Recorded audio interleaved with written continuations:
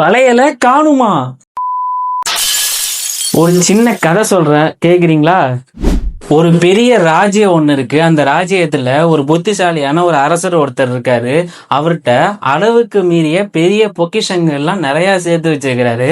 ஆனா ஒரு நாள் அந்த பொக்கிஷத்துல இருந்து ஒரு தங்க வளையல் ஒண்ணு காணாம போயிடுச்சு. அந்த தங்க வளையல பத்தி சொல்லணும் அப்படின்னா, அவரு தன்னோட அரசிக்கு ஒரு gift குடுக்கலாம். ஒரு ஸ்பெஷலான ஒரு கிஃப்ட்டா அந்த தங்க வளையல அவரு வாங்கி வச்சிருக்கிறாருங்க.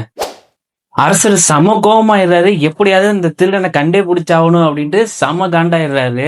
அடுத்த நாள் காலையில அப்படியே அரண்மனை ஃபுல்லாவே பதட்டம். அப்படியே ராஜா என்ன பண்றாரு, சிம்மாசனத்துல அப்படியே உட்கார்றாரு. என் அரண்மனையில எவனோ ஒருத்தன் திருடிட்டான், என்னோட தங்க வளையல காணோம் அப்படின்னு ரொம்ப சத்தம் போட்டு கேட்கிறாரு. அப்படியே சுத்தி பாத்தீங்கன்னா மக்கள் இருக்காங்க, மந்திரிகள் இருக்காங்க, அரசிகள் அப்படியே எல்லாம் சுத்தி ஒரு கோர்ட் ரூம் மாதிரி உட்கார்ந்து இருக்காங்க எல்லாரும். அரசர் உடனே கேட்கிறாரு, யாரு திருடியிருப்பா அப்படின்னு கேட்டோடனே பக்கத்துல இருக்கிற அந்த மந்திரிகள் என்ன சொல்றாங்க அப்படின்னா, அரசே அந்த வேலைக்காரன் தான் திருடியிருப்பான், அவன் மேல எனக்கு சந்தேகமா இருக்கு அப்படின்னு ஒருத்தர் சொல்றாரு. இன்னொருத்தர் அந்த காவலாளி ஒருத்தர் இப்படி பிடிச்சி நிப்பார்ல வேலை, அவரு திருடி இருப்பாரு அப்படின்னு இன்னொருத்தர் மந்திரி சொல்லிட்டு இருப்பாரு. ஏன்னா இந்த சமயக்காரங்க இவங்களாம் தான் திருடி இருப்பாங்க அப்படின்னு ஒரு மந்திரியுமே அப்படியே பேசிட்டே இருக்கிறாங்க. மந்திரி சொல்றதை கேட்டு அரசர் டக்குன்னு சொல்றாரு, எப்படி ஆதாரம் இல்லாம நம்ம எப்படி முடிவெடுக்க முடியும், யாரு திருடுனா அப்படின்னு ராஜா ரொம்ப கோபத்துல கேட்டுட்டு இருக்கிறாரு. ராஜா ஒண்ணு அப்படியே டென்ஷன் ஆகி இப்படியே கை வச்சுட்டு உட்கார்ந்துருக்காரு. என்னடா மந்திரிங்க எல்லாம் மாத்தி மாத்தி ஒன்னு சொல்றாங்களே அப்படி அப்படின்ட்டுன்னு. இந்த மாதிரி போயிட்டு இருக்கிற டயத்துல என்ன ஆகுது, ஒரு சின்ன பையன் ஒருத்தன் அந்த கோர்ட் ரூம்ல ஒருத்தர் நின்றுகிட்டு அப்படியே சைலண்டா இருக்கான். ஆனா என்ன பண்ணிட்டு இருக்கான், ஐட்டான அப்படியே கை வச்சுட்டு சிரிச்சுக்கிட்டே இருக்கான். இவன் சிரிக்கிற சவுண்ட் என்ன ஆயிடுது, ராஜா காதுல லைட்டா கேட்டுருது. ராஜா உடனே செம கடுப்பாயிட்டாரு. ஏட்டா நானே இங்க தங்க வளையல காணு உட்காந்துருக்கேன், நீ அங்க உட்காந்து சிரிச்சுக்கிட்டு இருக்கே, நீ தான் திருநியாடா அப்படின்னு செம காண்டில் அவனை எழுப்பி விட்டு கேட்டுட்டு இருக்கிறாரு. அவன் அப்படியே மெதுவா நடந்து வரான். அரசவை எல்லாருக்கும் முன்னாடி நிக்கிறான். நின்னுகிட்டு, நான் திருடல, ஆனா திருடல நான் கண்டுபிடிக்கிறேன் அப்படின்னு அந்த சின்ன பையன் எல்லாரும் முன்னாடியும் சொல்றாங்க. ஹோல் கோர்ட் ரூமே ரொம்ப சைலண்ட் ஆயிட்டாங்க. இன்னொன்னு ஷாக் ஆயிட்டாங்க. இவனால எப்படி முடியும் அப்படிங்கிறது மாதிரி ரொம்ப ஷாக் ஆயிட்டாங்க. அரசரோட கட்டளையின்படி இவன் என்ன பண்றான், அந்த திருட்டு போன டயத்துல யார் யார் இருந்தாங்களோ அந்த அரண்மனையில உள்ளவங்க எல்லாரையுமே வரவழைச்சிக்கிறான். ஒரு அறைக்குள்ள ஒரு ரூமுக்குள்ள அழைச்சிட்டு போயிடுறான். எல்லாரும் ஷாக்கிட்டு என்னடா பண்ண போற அப்படின்னு கேட்டப்ப எல்லாரு கையிலயும் ஒரு குச்சி ஒண்ணு கொடுக்குறான். இது என்னடா குச்சி, ஒரு குச்சி கொடுத்தா என்னடா ஆகும், என்ன ஸ்பெஷல் இதுல இருக்கு, இதுதான் உன்னோட ஆன்சரா என்னன்னு எல்லாருக்குமே டவுட் ஆயிடுது. அரசருக்கே ஒரு கட்டத்துல சந்தேகம் வருது, குச்சை வச்சு என்னடா பண்ண போற அப்படின்னு. எல்லாருக்கும் ஒரு குச்சி ஒண்ணு அந்த பையன் எல்லாருக்கும் ஒண்ணு கொடுத்துட்றான். எதுக்குடா இந்த குச்சி அப்படின்ட்டு ஒருத்தரும் கேட்கும் போது அந்த பையன் சிரிச்சுக்கிட்டே ஒண்ணு சொல்றான், இந்த குச்சி சாதாரண குச்சி எல்லாம் ஒண்ணும் கிடையாது, யாரு திருடனோ அவன் கையில அந்த குச்சி இருந்துச்சு அப்படின்னா நாளைக்கு காலம்பரக்குள்ள அது 2 அடி வளர்ந்துரும் அப்படிங்கிற மாதிரி ஒரு குண்டை தூக்கி போடுறோம். இது என்னடா ஒரு புது பொருளையா இருக்கு அப்படின்னு ஒருத்தர் பேசிக்கிறாங்க. எல்லார் கையிலயும் ஒரே அளவுல தான் குச்சி இருக்கு, யாரு திருடனோ அவங்களுடைய குச்சி மட்டும் எப்படி 2 அடி பெருசாகும் அப்படின்னு எல்லாரும் ஒரே அதிர்ச்சி ஆயிட்டாங்க. எப்படியோ நாளைக்கு காலைல தெரிஞ்சிடும் யாரு திருடன்னு அரசர் ரொம்ப நம்பிக்கையாவே இருக்காரு. இந்த டயத்துல அந்த இரவு ஆயிட்டு அப்போதைக்கு அந்த அரசவையில உட்கார்ந்து இருக்கிற எல்லாரும் அந்த குச்சி வச்சுக்கிட்டு ஒருத்தன் ஒரு மாதிரி பேசிக்கிறான். ஒருத்தன் என்ன பண்றான் அப்படின்னா, நம்ம திருட இல்ல, இருந்தாலும் இந்த குச்சி வளர்ந்துருமோன்னு பயமா இருக்கு அப்படின்னு ஒருத்தன் சொல்றான். இன்னொருத்தன் ஸ்கேல் வச்சு மெஷர் பண்ணிட்டு உட்காந்துருக்கான். அப்படி ஐயோ குச்சி எங்கேயாவது ஹைட்டா வளர்ந்துருமோ, நம்ம திருடனே இல்லையே அப்படின்னு அவன் ஒரு பயத்துல இருக்கான்.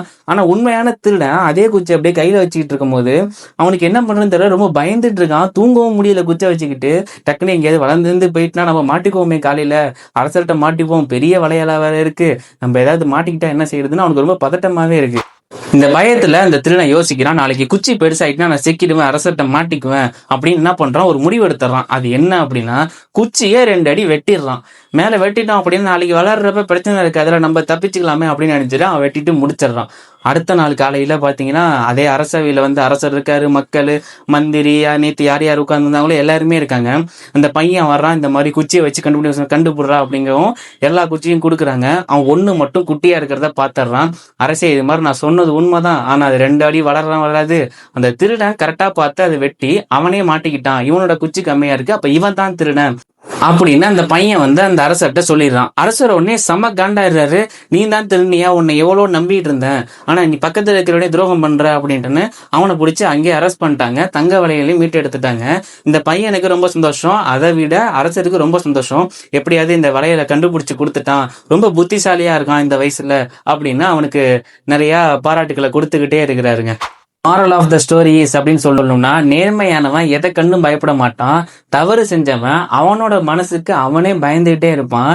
இதே மாதிரிதான் நம்ம வாழ்க்கையிலுமே நம்ம தப்ப மறைக்க பல தவறுகள் நம்மள அறியாமையே செஞ்சுக்கிட்டே இருப்போம், ஒரு தப்ப மறைக்கிறதுக்கு. ஆனா உண்மை ஒரு நாள் கண்டிப்பா வெளில வரும்.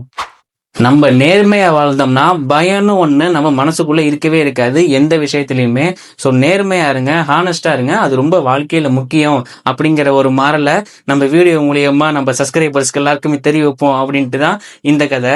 ஒரு குச்சியை வச்சு எப்படி அந்த பையன் ஒரு புத்திசாலித்தனமா யோசிச்சு அரசர்கிட்ட ஒரு நல்ல பேர் வாங்கினான் அப்படிங்கிற ஒரு சின்ன ஸ்டோரியை நம்ம மக்களுக்கு சொல்லுவோமே அப்படின்ட்டு சொல்லியாச்சு.